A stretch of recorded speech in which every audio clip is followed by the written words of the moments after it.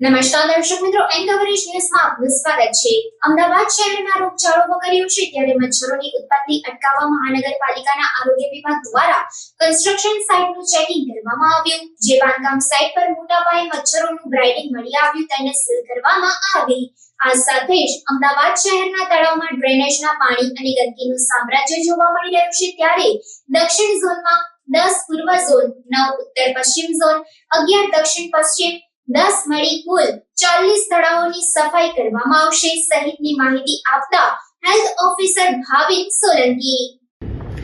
Ahmedabad municipal કોર્પોરેશનમાં હાલમાં મચ્છરજન્ય કેસીસ અટકાવવા માટે અલગ અલગ કામગીરી હેલ્થ વિભાગ દ્વારા શરૂ કરવામાં આવેલી છે, જેમાં મુખ્યત્વે ઘરે ઘરે જઈને જે ઘરોમાં બિનવપરાશી પાણી ભરાઈ રહેલું હોય તેનો નાશ કરવામાં આવે, તેમાં કદાચ મચ્છરના પૂરા મળી આવે, લોકોને જાગૃત કરવામાં આવે તે પ્રકારની કામગીરી હાથ ધરવામાં આવેલી છે। અંદાજિત 500 જેટલા મેન પાવર આઉટસોર્સિંગ મારફતે લેવામાં આવેલા છે અને તેઓ મારફતે કામગીરી કરવામાં આવી રહી છે।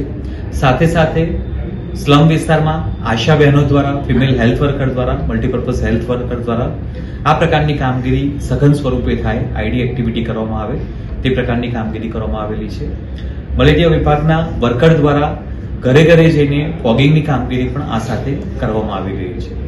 મુખ્યત્વે અમદાવાદ મ્યુનિસિપલ કોર્પોરેશનના જેટલા પણ પ્રીમાઇસીસ છે, આઈધર એ આંગણવાડી હોય, સ્કૂલ હોય, water distribution, drainage pumping station, health centre હોય, હોસ્પિટલ હોય, આ તમામ લોકેશન પર એક નોડલ ઓફિસર નક્કી કરવામાં આવેલા છે અને જેઓ પોતાના પ્રીમાઇસીસના મચ્છરનું બ્રીડિંગ ન થાય તેની તકેદારી રાખવામાં આવે છે।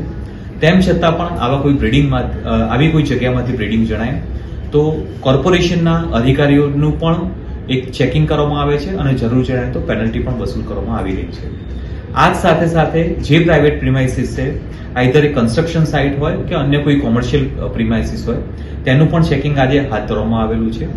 કોર્પોરેશનમાં અંદાજિત 700 જેટલી કન્સ્ટ્રક્શન સાઇટ હાલમાં કાર્યરત છે, તે પૈકી આજે મેક્સિમમ કન્સ્ટ્રક્શન સાઇટમાં ચેકિંગ થાય તે પ્રકારની કાર્યવાહી હાથ ધરવામાં આવેલી છે। અત્યાર સુધી બપોરના સમય સુધી આ પ્રમાણે 7 જેટલી કન્સ્ટ્રક્શન સાઇટને સીલ કરવામાં આવેલી છે અને આ કાર્યવાહી આજના દિવસમાં ચાલતી રહેશે, જેનું સાંજે અપડેટ કરવામાં આવશે। તદુપરાંત મચ્છરજન્ય કામગીરીના ભાગરૂપે જે પણ સિટીમાં તળાવ આવેલા છે એ તળાવ માટેની કામગીરી પણ આજે health and solid waste management કમિટીમાં રજૂ કરવામાં આવેલી હતી, જે પૈકી દક્ષિણ ઝોનમાં, પૂર્વ ઝોનમાં, ઉત્તર પશ્ચિમ ઝોનમાં અને દક્ષિણ પશ્ચિમ ઝોનમાં તળાવની સફાઈની કામગીરીનું કામ કમિટીમાં રજૂ કરવામાં આવેલું હતું। આ કામોને ડિસેમ્બર 2024 સુધી મંજૂરી આપવામાં આવેલી છે અને આ સમય બાદ આ જ ટેન્ડરમાં વધુ લોકો પાર્ટિસિપેટ કરી શકે તે પ્રકારનું નવેસરથી ટેન્ડર થાય તે પ્રકારની પણ પ્રક્રિયા હાથ ધરવામાં આવશે। खबरों के लिए चैनल को सब्सक्राइब कीजिए। खबरों का नोटिफिकेशन पाने के लिए बेल आइकॉन को जरूर दबाएं।